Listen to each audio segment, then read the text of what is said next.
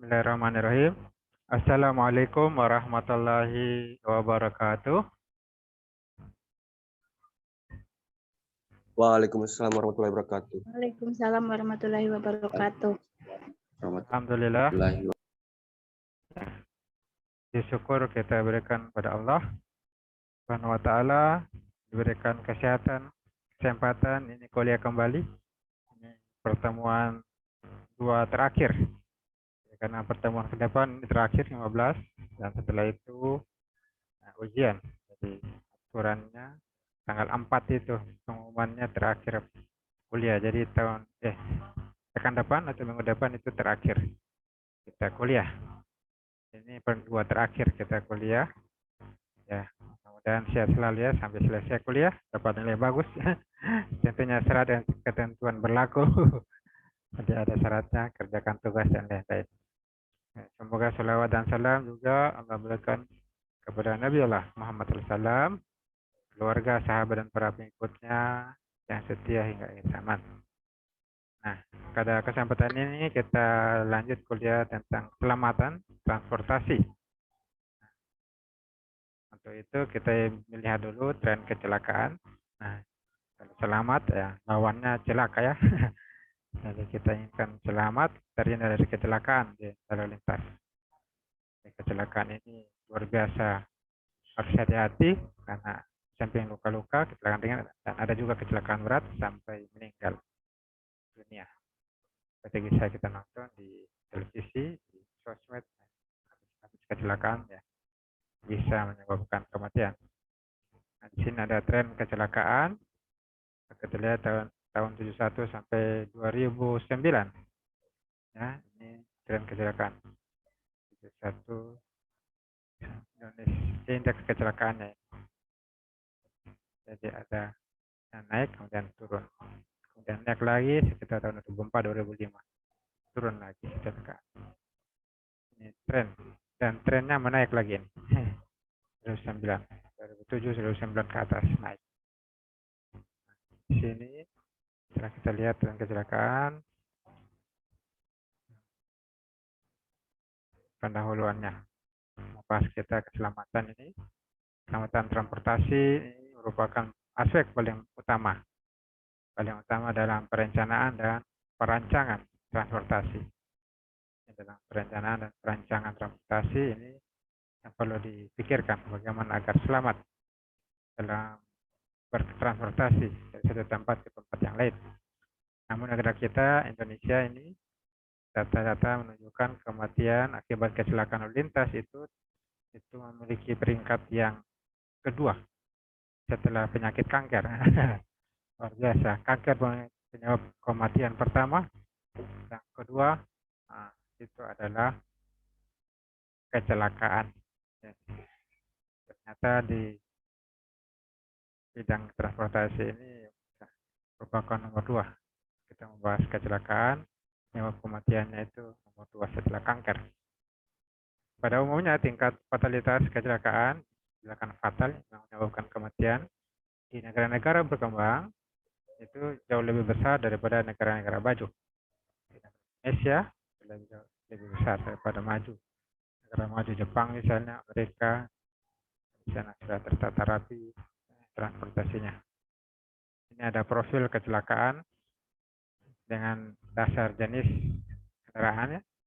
Nah, ini bisa jadi satu tugas akhir bagi mahasiswa yang mau mengambil tugas akhir di bidang ini, kecelakaan dan keselamatan. Ini analisa di Lubuk Banggai misalnya, ini bisa jadi satu judul untuk tugas akhir nih. Ya, ambil dulu kecelakaannya, berdasarkan jenis kelamin, ini datanya diambil dari jenis kendaraan, ada sepeda motor, mobil penumpang, truk, bis, ada yang khusus sudah tidak bermotor, jalan kaki. Apa saja yang paling besar di sini? Sepeda motor. Nah, sepeda motor memiliki banyak yang terjadi, kendaraan yang terjadi, yang celaka, yang menyebabkan celaka. Kendaraan yang celaka itu kendaraan sepeda motor paling banyak. Dari jenis kendaraan. Nah, kalau dari jenis kendaraan, ini sama-sama jenis kendaraan nih. Tahunnya beda 2010 dan 2011. Sama-sama sepeda motor. Jadi inilah hasil penelitian dan bisa diteliti kembali kalau ada yang mau meneliti tugas akhir. Nah, dari sisi statistik kecelakaan di Indonesia ini bisa kita lihat ya statistiknya. Jadi bulan apa ini? Ada bulannya ini kurang kelihatan, kurang besar. Jadi berbesar mungkin. Di bulan Juli, kalau saya baca ini bulan Juli. Nah, Juli sampai kemudian Agustus sampai kemudian bulan Mei. Nah, bulan Mei, April, Mei, Juni mungkin itu. Ini paling besar itu ya terjadi di bulan ini. 1, 2, 3, 4, 5. Ini tahun 2011. Kecelakaan terjadi ini Juni. Nah, Juni mungkin paling besar ya. Ini bulan Mei ya, ke depan, bulan Juni. Nah, juga perlu diteliti kalau di Banggai, bisa saja berubah datanya. Bulan mana paling tinggi tempat kecelakaan. Kemudian permasalahan dari keselamatan jalan. Ini ada beberapa kategori. Kalau diteliti namanya variabel penelitian. Ada manajemen, pengawasan, teknis, manajemen lalu lintas dan lingkungan. Apa maksudnya manajemen? Ini kemampuan terbatas dalam menyediakan infrastruktur tepat waktunya. Jadi terlambat selalu terlambat. Infrastruktur yang dibangun. Infrastruktur yang dibutuhkan untuk lalu lintas. Transportasi. Pengawasan, nah ini ada beberapa hal. Pemanfaatan bagian jalan yang tidak sebagaimana mestinya. Nah, kemudian jalan arteri bisa diakses langsung dari jalan lingkungan lokal. Perlu diawasi agar bisa. Kemudian bangunan permanen terlalu dekat ke sisi jalan. Diawasi dan tantangan pemanfaatan badan jalan dengan beban melebihi. Lebih bebannya overloading. Yang perlu diawasi. Kemudian variabel teknis di sini geometrik dan alignment jalan masih banyak yang substandar. Kemudian bahu jalan beda tinggi dengan badan jalan. Jadi yang harusnya bahu jalan itu terlihat bahu jalan dan badan jalan dan sampai bahu jalan lebih tinggi, lebih rendah sebenarnya sama, ya, supaya tidak terjadi kerusakan teknis di jalan. Kemudian bangunan pelengkap jalan ada safety sense yang masalah teknis kalau masih minim, nah ini permasalahan. Manajemen lalu lintas, ruas jalan masih banyak yang tanpa marka dan rambu. Ada manajemen lalu lintas. Kedua, simpang sebidang dengan titik konflik terlalu banyak yang terbuka, kemungkinan tabrakan di perempatan pertigaan bisa terjadi. Tidak ada lampu lalu lintas yang atau marka jalan yang lainnya di simpang.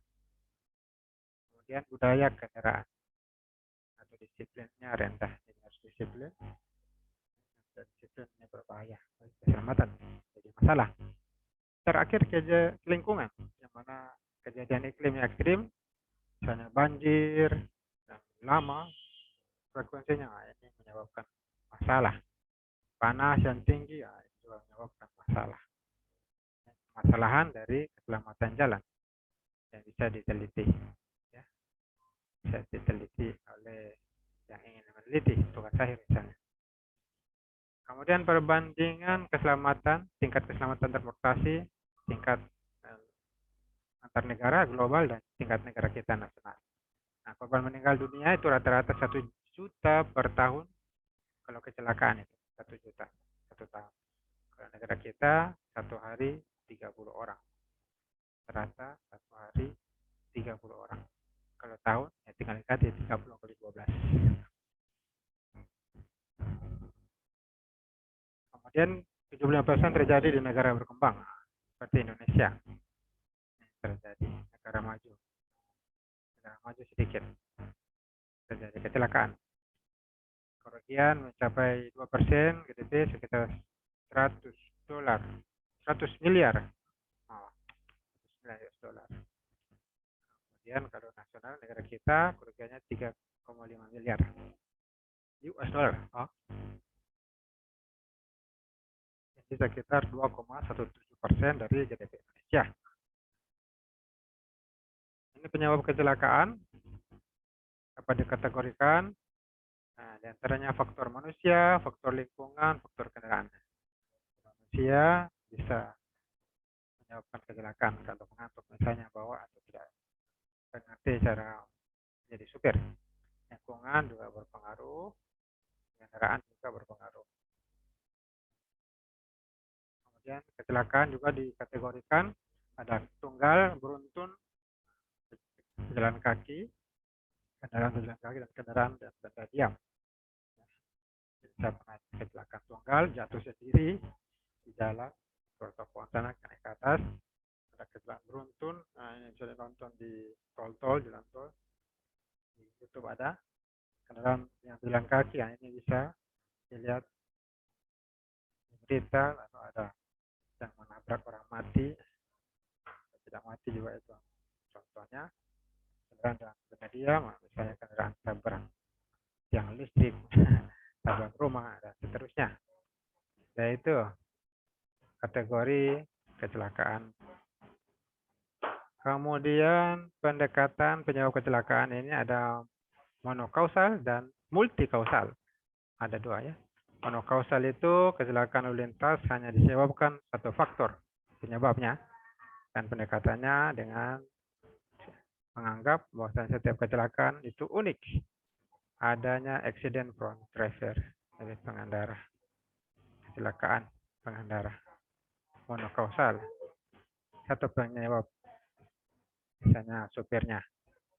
Kemudian kalau multikausal ini terjadi kecelakaan karena berbagai faktor yang saling berinteraksi. Di antara teori mengatakan penyebab kecelakaan lalu lintas terdiri dari 3 faktor. Ada faktor manusia, kendaraan, dan jalan raya. Nah, ini penyebab utama kecelakaan. Jadi ini bisa diteliti kembali di Lubuk Banggi kalau ada meneliti tugas akhir. Ada faktor manusia, nah ini dapat 65%, manusia dan lingkungan 25%, manusia dan kendaraan 5%, kendaraan saja faktor kecelakaan itu 2%, lingkungan juga sama 2%, dan faktor manusia, jalan dan kendaraan 1%. Nah, hasil penelitian sini faktor manusia memiliki penyebab utama kecelakaan. Kemudian berikutnya faktor penyebab kecelakaan, nah ini tadi faktor manusia 95%. Ini dibuat dalam bentuk gambar ya. Faktor prasarana dan prasarana lingkungan 28%, faktor sarana 8%. Ini apa? Sarana dan prasarana ini apa? Kendaraan dan jalan raya. Manusia, kendaraan dan jalan raya. Kecelakaan di Indonesia ini kita lihat tahun 1992. Luar biasa datanya, yang mati ada, luka berat, luka ringan. Datanya. Dalam setahun. Ya. Kemudian ada sumber dan tipe data kecelakaan. Bisa diambil data itu. Kecelakaan itu dari kepolisian, dari rumah sakit, ada datanya, asuransi kan. Ada urusan asuransi, ada datanya di sana.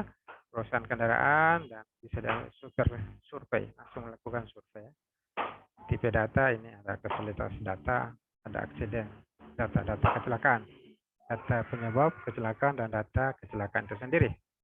Nah, jenis data kecelakaan, kalau mau diambil data kecelakaan lalu lintas, ini database-nya. Jadi ada fatal accident, nah ini kecelakaan yang fatal ini apa saja, fatality. Nah, setidaknya terdapat 1 korban meninggal. Jadi ada yang meninggal ini fatal. Korban meninggal dalam waktu 30 hari setelah kecelakaan. Serious injury accident. Nah, ada serious injury accident. Nah, ini korban mengalami patah tulang, geger otak, dan lain-lain. Perlu rawat inap. Nah, itu diberikan setidaknya 7 hari cuti sakit. Ada sickly injury accident. Nah, sickly injury victim. Nah, di sini korban diangkut ke rumah sakit menggunakan ambulans, atau jika tidak diberikan cuti sakit minimal 3 hari. Nah, ini tipe yang ketiga, jenis data kecelakaan. Data lainnya no injury accident. Nah, ini tidak ada luka. Jadi kecelakaan mungkin ada yang kecelakaan biasa saja, ada yang ditabrak dengan kecepatan laju 80 km per jam, ya, jatuh di gorong-gorong, di got. Tapi ada yang luka. Ada juga tidak luka, cuma robek-robek saja pakaiannya.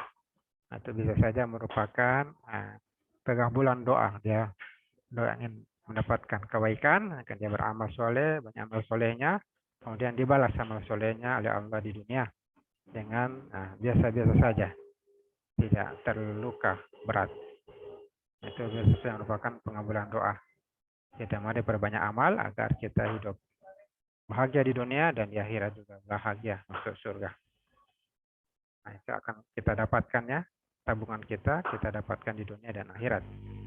Ada juga yaitu jenis kecelakaan ya, accident related, jelas kecelakaannya dan causality related penyebabnya dan kecelakaannya.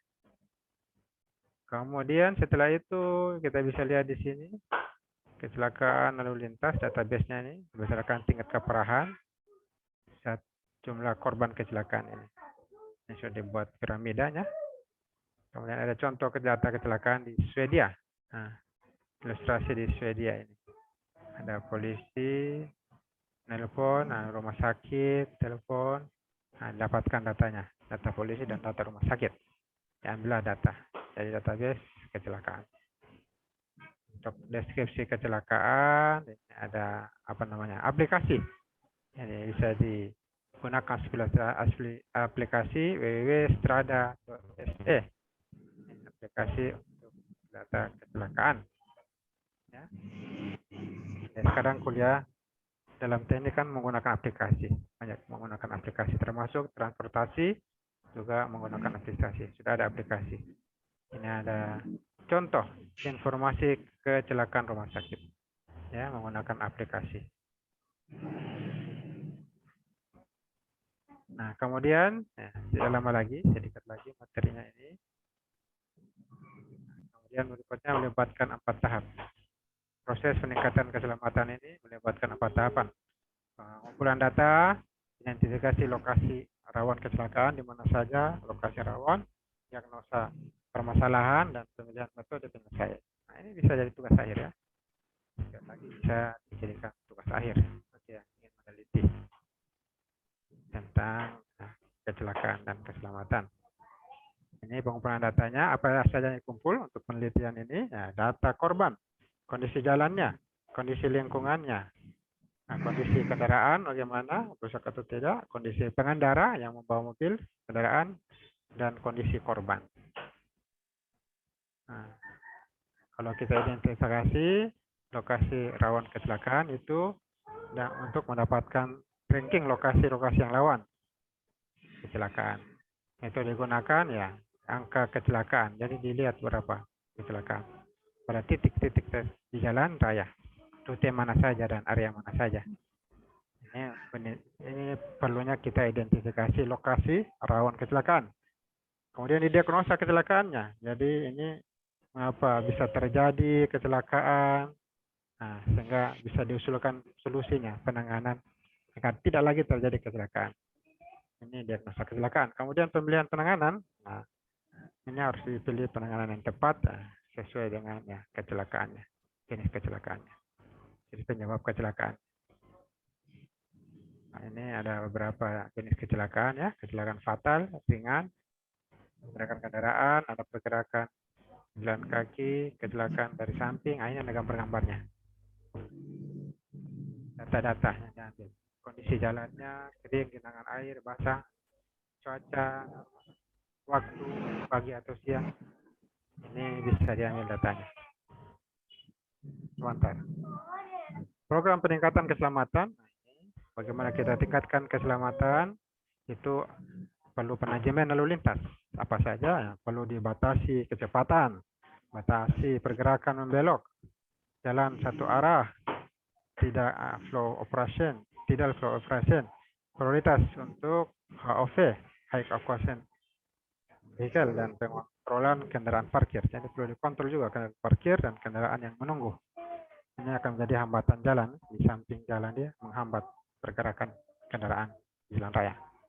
Kedua, fasilitas fisik itu ada traffic calming dan prioritas untuk pejalan kaki bersepeda. Ketiga, alat kontrol di simpang, ada alat kontrol di ruas jalan, dan sistem informasi bagi pengendara. Ini perlu adanya manajemen pengaturannya supaya selamat dengan adanya alat-alat teknologi tersebut. Angka kecelakaan ini bisa dilihat di sini. Di dalam angka kecelakaan terdapat angka kematian, ya, menggambarkan jumlah orang meninggal, dan angka ketertiban menggambarkan tipe kendaraan. Terlibatan, tipe kendaraan ya, tipe kendaraan dan pengemudi yang terlibat dalam kecelakaan. Ya, angka kematian dan angka keterlibatan. Untuk perhitungan angka kecelakaan itu berdasarkan populasi, ada jumlah penduduknya, jumlah kendaraan yang terdaftar, jumlah SIM, mil jalan, jarak jalan ya. Dan yang kedua angka berdasarkan perolehan, perjalanan kendaraan berapa, perjalanannya kendaraan, kilometernya berapa, kendaraan mil atau kendaraan kilometer, dan perjalanan kendaraan. Perjalanannya berapa jam, waktunya berapa jam. Kemudian berikutnya ini ada contoh. Menghitung angka kecelakaan. Kecelakaan berbahaya ini diekspresikan sebagai jumlah kecelakaan dari semua tipe per mil dari setiap jalan. Sebentar, Abi mengajar. Ini rumus digunakan R sama dengan A bagi L.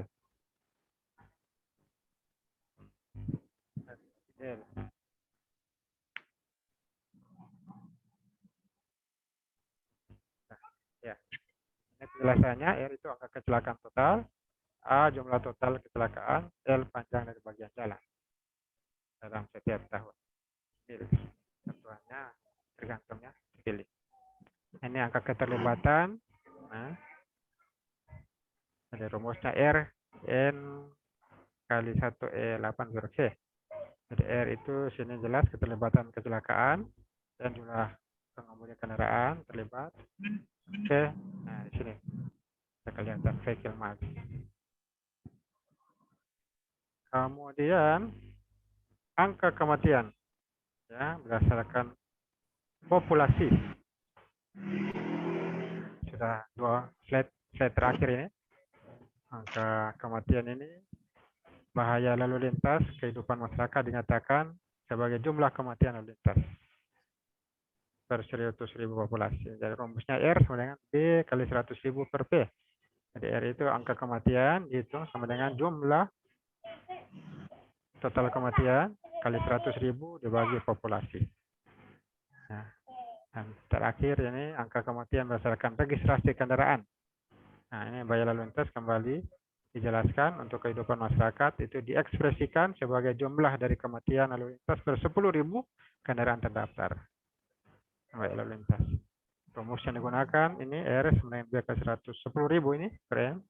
Mirip dengan di atas tadi. Angka kematian, ada beberapa file lagi. File terakhir ini angka kematian berdasarkan perjalanan kendaraan, ini mil, mana bahaya lalu lintas diekspresikan sebagai jumlah kecelakaan per 100 juta perjalanan kendaraan kilometer. Dan kebenaran perolehan pada kecelakaan mungkin lebih mendekati dengan dasar jarak mil dari perjalanan kendaraan motor daripada populasi atau registrasi. Nah, di sini rumusnya R sama dengan C kali 1E8 per V. Jadi bisa didapatkan R atau angka kematiannya per 100 juta ya. 100 juta kendaraan. Jadi demikian ya materi kita pada kesempatan kali ini tentang keselamatan dan kecelakaan ya.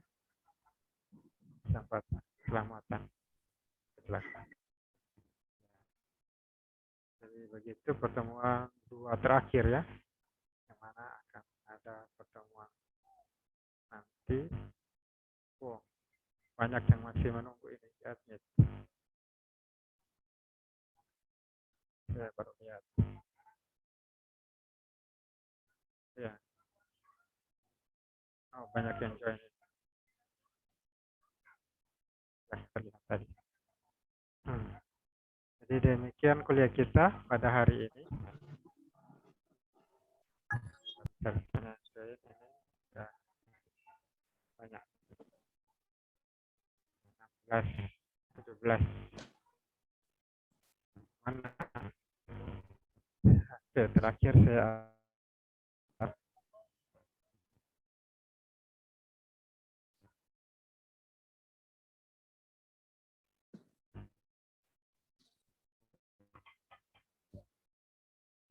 silakan tugasnya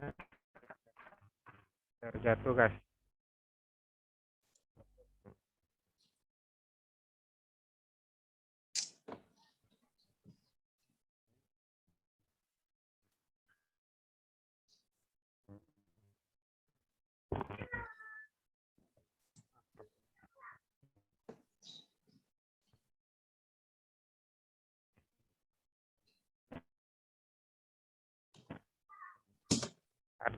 Siapin, Mulyono, Munifah, Cita, Rizky, Rinaldi, Sartika, Siti, Cahya, Mahasa Hasim, Wisukriyono.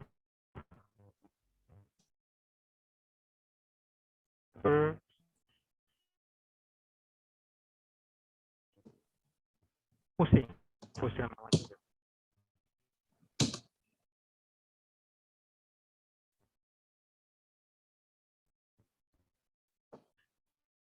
Ya, foto. Jadi kalau tidak ada yang bertanya, kita cukupkan dulu.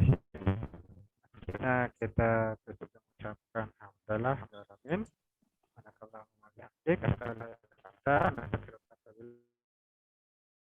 Assalamualaikum warahmatullahi. Waalaikumsalam warahmatullahi wabarakatuh. Waalaikumsalam warahmatullahi wabarakatuh. Warahmatullahi wabarakatuh.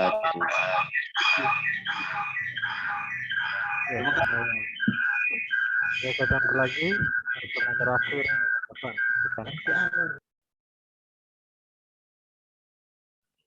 Kita